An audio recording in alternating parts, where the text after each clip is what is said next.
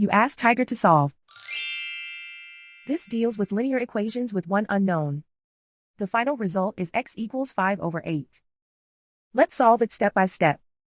Group all x terms on the left side of the equation. Add 4x to both sides. Group like terms. Simplify the arithmetic. Group like terms. Simplify the arithmetic.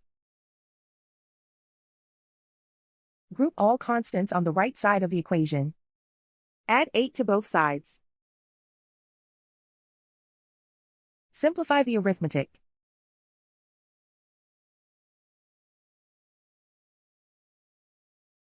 Isolate the x.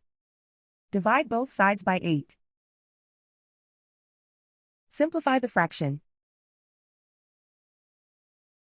And so the final result is x equals 5/8.